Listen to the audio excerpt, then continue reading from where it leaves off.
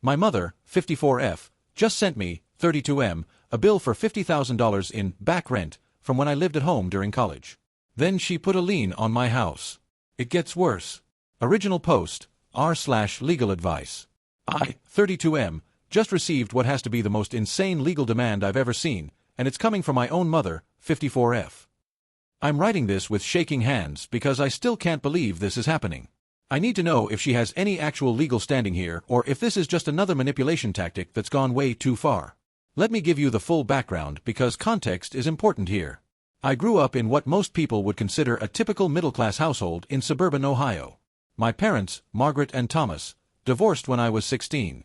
It was messy, as most divorces are, but my mother got the house in the settlement along with alimony for 5 years. My younger sister Sarah, 29F, was 13 at the time, and we both stayed with our mother while our father moved to an apartment across town. When I turned 18 and started college at the local state university, I made the financially responsible decision to live at home. This wasn't unusual. Most of my friends were doing the same thing to avoid massive student loans. My mother actually encouraged this decision. I remember her exact words, "Why waste money on dorm fees when you have a perfectly good room here? That money is better spent on your education." She even bragged to her book club about how practical and smart I was being. Throughout my 4 years of college, I contributed what I could to the household.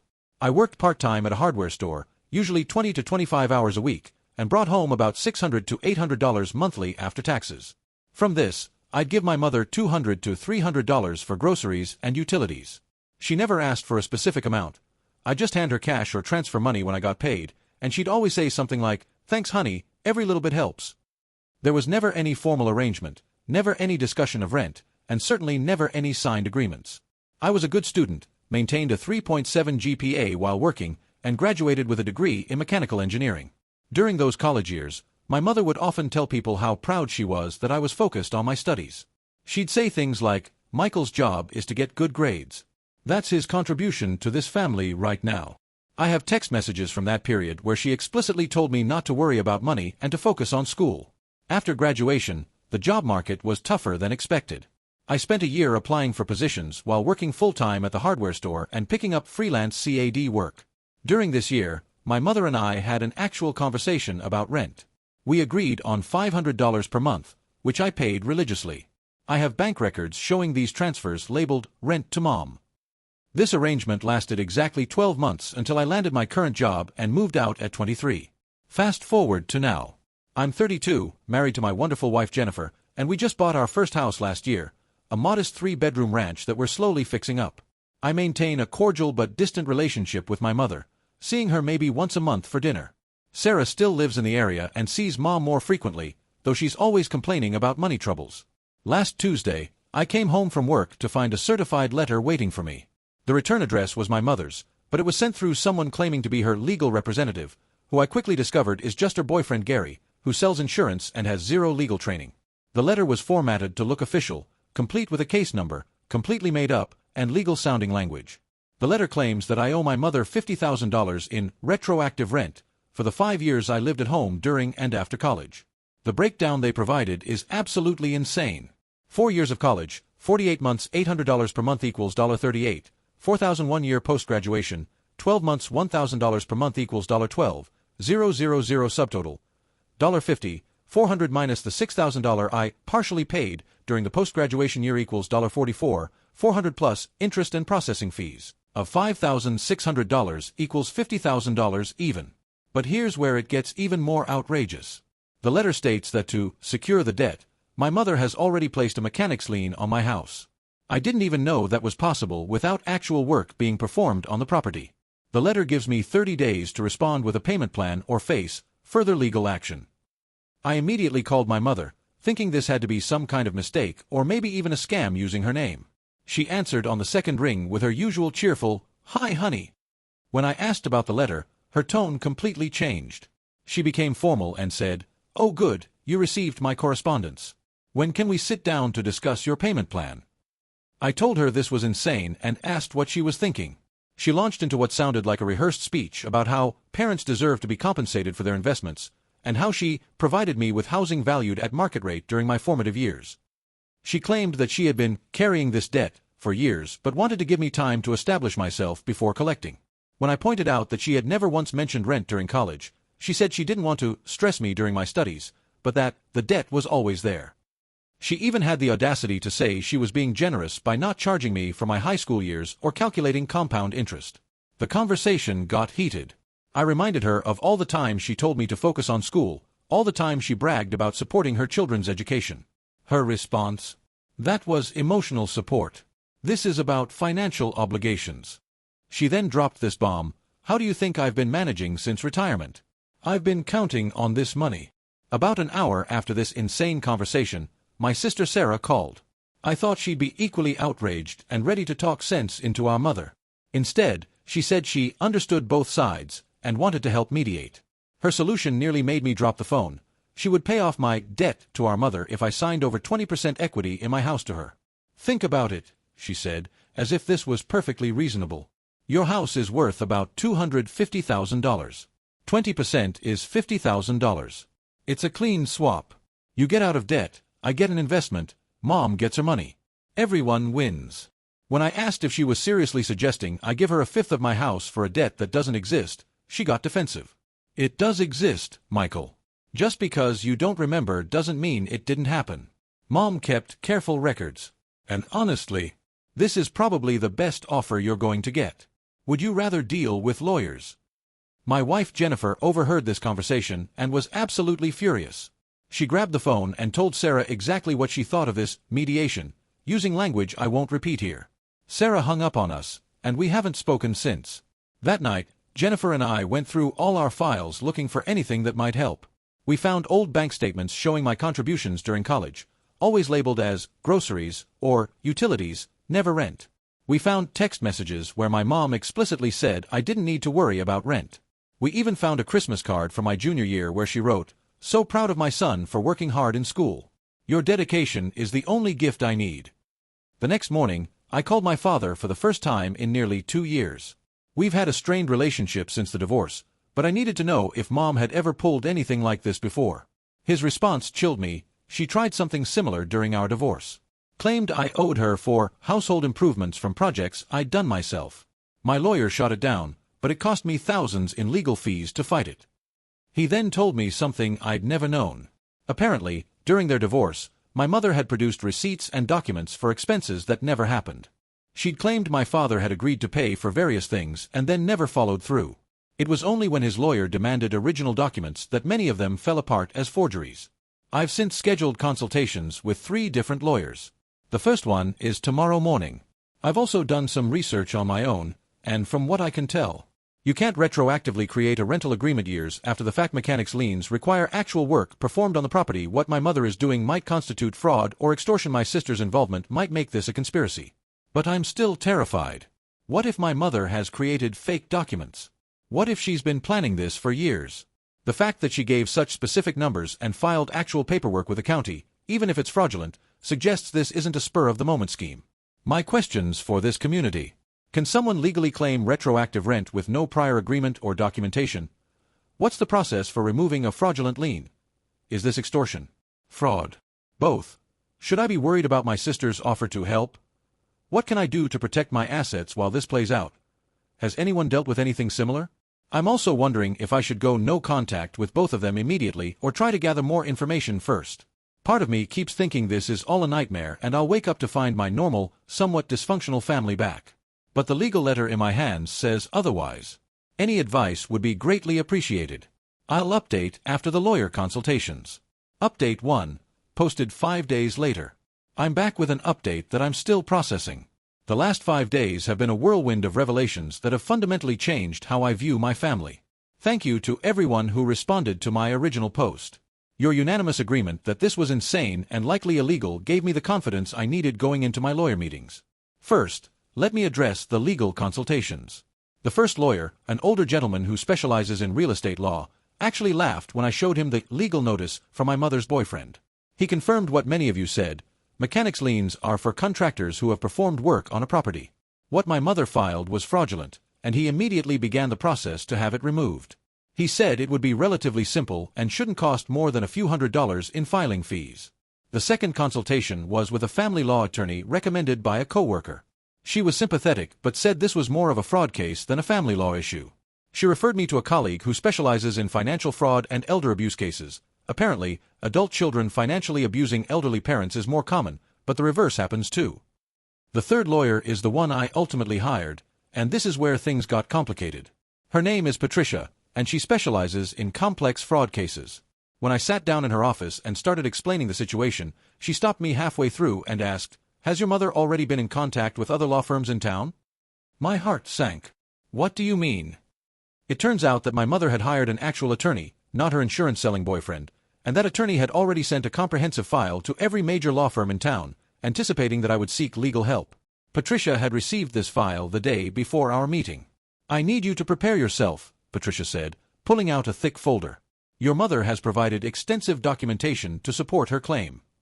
The file included signed residential lease agreements, dated for each year I lived at home during college, bank statements showing regular $800 deposits from an account in my name, printed text message conversations where I allegedly discussed and acknowledged rent payments, email exchanges where I supposedly promised to catch up on back rent after getting a good job, a notarized payment plan agreement from 2 years ago where I allegedly acknowledged the debt and agreed to pay it when I became a homeowner. I stared at these documents in complete disbelief. The signatures looked like mine. The bank account numbers were partially correct. The last 4 digits matched an old account I'd closed years ago. The text messages showed my actual phone number. But none of this ever happened. "These are forgeries," I said immediately. "I never signed any lease agreements. I never sent these texts. This payment plan agreement is completely fabricated." Patricia studied my face carefully. "I believe you," she said. "But proving these are forgeries will be challenging and expensive. We'll need a forensic document examiner. We'll need to subpoena bank records. We'll need your phone records from years ago. Your mother has clearly put significant effort into this." She then showed me something that made my blood run cold. In the file was a detailed ledger, supposedly maintained by my mother, showing every rent payment I'd made and missed over 5 years. It included notes like, "Michael paid $400 this month instead of $800, said hours were cut at work," and "No payment in December, Michael claimed Christmas expenses." The level of detail was staggering. Whoever created this had put in months, maybe years of work. I drove home in a daze and found Jennifer in our home office, surrounded by boxes. "I've been going through everything," she said. "And Michael, we're missing files." Several crucial documents were gone from our filing cabinet. My tax returns from the college years, bank statements from my old accounts, college financial aid paperwork, even some old birthday and Christmas cards. We knew these documents were there as recently as 2 months ago when we'd referenced them during our home refinancing. The only people who'd had access to our home office since then were the cable installer, our cleaning lady, and my sister Sarah, who'd visited for a weekend to help us organize after the move. I remembered Sarah spending hours in our office, insisting she wanted to help us create a better filing system. We'd thought nothing of it. She'd always been the organized one in the family. She'd even brought us a new filing cabinet as a housewarming gift. Now I wondered what else she'd taken besides documents. That evening, I called my mother again, this time using a recording app, legal in our state. I checked. I played dumb and asked her about these lease agreements. "Oh, honey," she said, her voice dripping with false concern. "I know you were stressed during college, so you probably don't remember signing them. But I made sure everything was documented properly. I've always been good with paperwork." "But Mom," I pressed, "why didn't you ever give me copies?" "I did. They're in your college files. You were so disorganized back then. I bet they're in one of those boxes in your basement. The same files that were now missing from my house." I asked her about the bank deposits, and she had an answer for that too. "You were so responsible, always making sure to pay your rent. Sometimes you'd give me cash, and I'd deposit it for you. Sometimes you'd transfer it directly. I kept perfect records of everything." "And this payment plan agreement from 2 years ago?" "Oh, that was when you came to me worried about the back rent. You said you wanted to make it right once you were financially stable. Don't you remember? It was right after you got engaged. You said you wanted to start your marriage with a clean slate." Every answer was perfectly crafted. Every lie built on a kernel of truth. Yes, I'd gotten engaged 2 years ago. Yes, I'd talked to her about starting fresh. But it was about our strained relationship, not about money. The next day, I did something Patricia suggested. I reached out to college friends who might remember details from that time. My best friend from college, David, was shocked. "Dude, You complained constantly about being broke. You literally ate ramen for a month to save up for textbooks. If you were paying $800 in rent, where the hell was that money coming from? My college girlfriend, now happily married to someone else, confirmed the same thing. You felt guilty about not contributing more at home. I remember you talking about how your mom was struggling after the divorce. You definitely weren't paying rent, you would have mentioned that. But the real breakthrough came from an unexpected source. My mother's boyfriend Gary called me privately, asking to meet. Against Jennifer's wishes, she came anyway, waiting in the car. I met him at a diner on the edge of town.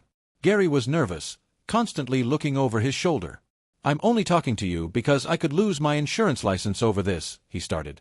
I thought I was just helping Margaret write a formal letter. I didn't know about everything else. Everything else.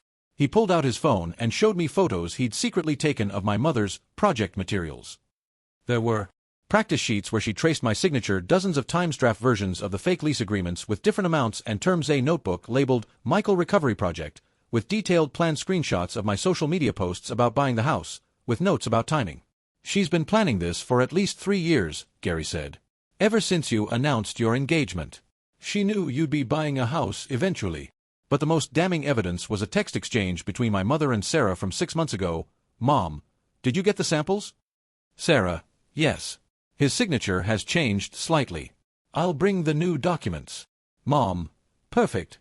How much do you want from his payment? Sarah, $20,000 would cover my credit cards and leave some for a house down payment.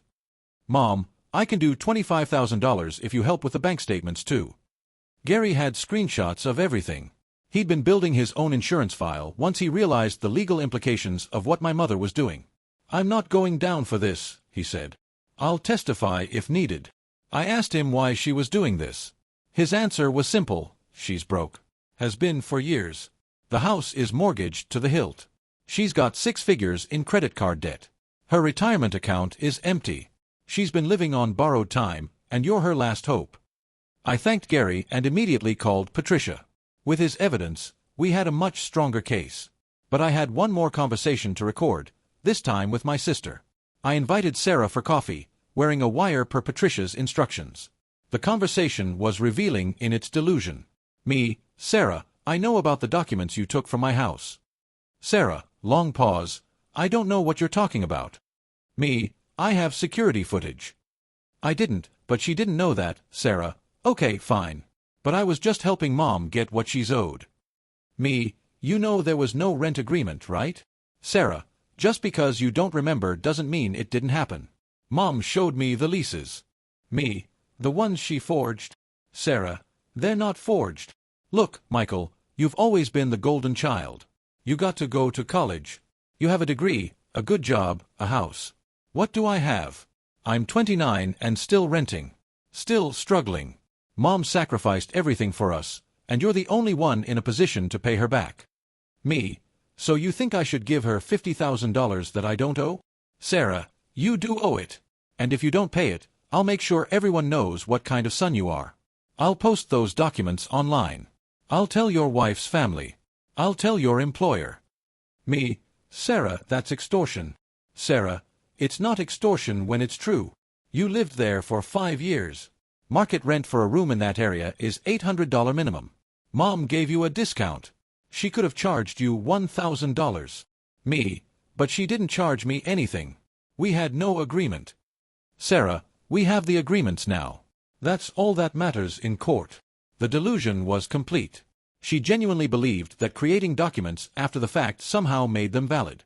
She also revealed something crucial. She'd already shown the forged documents to extended family members, trying to build support for their case. Several relatives had already called my mother offering to talk sense into me. That night, Jennifer and I had a long conversation about next steps. We were looking at significant legal fees to fight this. The forensic document analysis alone would cost thousands. But we had no choice. This wasn't just about money, it was about preventing them from doing this to others. We've since changed all our locks, installed security cameras, moved all important documents to a safety deposit box, put fraud alerts on our credit, created a detailed timeline of events with supporting evidence. Patricia is confident we can win, but she's warned me that my mother might escalate. People this desperate and this committed to a lie rarely give up easily, she said. Be prepared for her to go nuclear. I'm meeting with the forensic document examiner next week. Patricia is also preparing cease and desist letters and considering criminal charges for fraud, forgery, and conspiracy. Gary has officially agreed to cooperate in exchange for immunity. The hardest part? Realizing that my mother has been planning to rob me for years. Every family dinner, every holiday, every casual conversation, she was gathering information and planning her attack. And my sister, who I'd always been close to, was willing to help destroy my life for a cut of the profits. I'll update again when I have results from the document examiner and any major developments. Thank you all for your support. It means more than you know. Update 2, posted 3 weeks later. This will be a long update because so much has happened in the past 3 weeks. The situation has escalated beyond what I ever imagined, but we're finally seeing the light at the end of the tunnel. Pour yourself a drink before reading this. You're going to need it. First, the Forensic Document Examiner's report. Dr. Elizabeth Chen, who has testified in over 200 cases, was thorough in her analysis. Her findings. The signatures on the lease agreements were forgeries, but sophisticated ones. They weren't traced. Someone had practiced my signature extensively and had access to multiple genuine examples spanning years. She identified consistent tells, microscopic hesitations, and pressure variations that indicated conscious mimicry rather than natural signing. The forger had even attempted to age the signatures by varying the ink pressure to simulate different pens. The bank statements were masterfully edited. My mother, or someone helping her, had taken genuine statements from my closed account and digitally altered them. They'd added transactions that never existed, changed descriptions, and modified amounts. But they'd made one crucial error. The font used for the added entries was slightly different from the bank's standard font. It was imperceptible to the naked eye but obvious under analysis. The text messages were created using a spoofing app. My number had been cloned, and messages were sent to a burner phone my mother controlled. She'd essentially had conversations with herself. The metadata proved these messages were all sent from the same location, my mother's house, at times when I was provably elsewhere, in class, at work, even out of state. The email exchanges were the sloppiest forgeries. They'd been created recently and backdated. Dr. Chen found evidence that they'd been composed in a modern version of Gmail and then edited to appear older. The headers were all wrong, and the routing information was impossible for the alleged send dates. Armed with this report, Patricia filed our response to my mother's claims and included criminal complaints for forgery, fraud, and identity theft. That's when things went off the rails. My mother, seeing her plan falling apart, fired her real lawyer and decided to represent herself. What followed was a series of increasingly desperate and bizarre actions. Day 1 after filing, she showed up at my workplace with a homemade sign reading, "My son refuses to pay his debts." Security removed her, but not before several co-workers saw the spectacle. HR had to get involved, and I had to explain the situation to my boss. Day 3, she started a social media campaign, posting the forged documents on Facebook with captions like, "The truth about my deadbeat son," and "Raised him better than this." She tagged all my friends, co-workers, and Jennifer's family. We had to spend hours doing damage control and reporting the posts for false information. Day 5, she filed a complaint with Adult Protective Services, claiming I was financially abusing her by refusing to pay debts. The APS worker who came to interview me was apologetic. "We have to investigate all claims, but this is clearly retaliatory." Day 7, she hired a process server to deliver amended documents to my workplace during an important client meeting. The documents were nonsensical. She'd added claims that I also owed her for emotional damages and lost opportunities. The total was now $150,000. But the real shock came on day 10. I got a call from our mortgage company asking about a lien release form they'd received. My stomach dropped. Somehow, my mother had convinced someone at the county clerk's office to accept a second fraudulent lien, this time for $150,000. Patricia was livid and immediately filed emergency motions. That's when Sarah made her move. She'd been quiet since our recorded conversation, but apparently she'd been busy. I discovered this when I received a call from a hard money lender asking to verify my identity for a loan application. Sarah had taken the forged power of attorney document and approached multiple predatory lenders, trying to secure a $50,000 loan against my house. She'd presented herself as my authorized financial representative, handling a family debt. Most lenders had rejected her immediately, but she'd found one willing to overlook the obvious red flags for a 25% interest rate. The lender who called me was actually doing me a favor. He'd smelled a rat and wanted to warn me. "I see this sometimes," he said. "Family members trying to leverage other people's assets. Your sister seemed desperate." We rushed to the police station to file additional charges. The detective assigned to our case, Detective Raymond Martinez, had seen similar schemes before. Family financial fraud is more common than people think, he told us. But this level of planning and documentation. This is exceptional. Detective Martinez arranged for me to make a controlled call to Sarah. With officers listening, I confronted her about the loan applications. Her response was chilling in its matter-of-factness. "I was just trying to help everyone," she said. "You're being stubborn about paying Mom. This way, she gets her money, you keep your house, and I get a finder's fee from the lender. It's win-win." When I pointed out this was federal wire fraud, she laughed. "It's not fraud when I have power of attorney. Mom gave me the documents." "Sarah, those documents are forged." "Prove it." "We already have. We have a forensic expert report." There was a long pause. Then, "Well, maybe if you just paid what you owed, none of this would be necessary." The mental gymnastics were astounding. In her mind, the forgeries were justified because the debt was real. The fact that the debt was also fabricated didn't seem to penetrate her logic. 2 days later, both my mother and Sarah were arrested. The charges were serious: identity theft, wire fraud, mail fraud, forgery, and conspiracy to commit fraud. My mother's bail was set at $50,000, ironic, which she couldn't pay. Sarah's was $25,000, which she also couldn't afford. That's when I learned the true extent of their financial desperation. Through the discovery process, we gained access to their financial records. My mother had over $200,000 in credit card debt across 15 different cards. She'd been playing a shell game for years, using balance transfers and cash advances to stay afloat. Her house, which I'd grown up in, had been refinanced 3 times and was now worth less than what she owed. She'd emptied her 401k, cashed out life insurance policies, and even sold family jewelry. The elaborate scheme against me was her last desperate attempt to avoid bankruptcy. Sarah wasn't much better off. She had $85,000 in credit card debt, $40,000 in student loans for a degree she'd never finished, and owed back taxes. She'd been evicted from 2 apartments in the past 3 years and was currently living with a friend. The $25,000 she'd expected from my mother would have barely made a dent in her obligations. But the most shocking discovery came from Gary, my mother's now ex-boyfriend.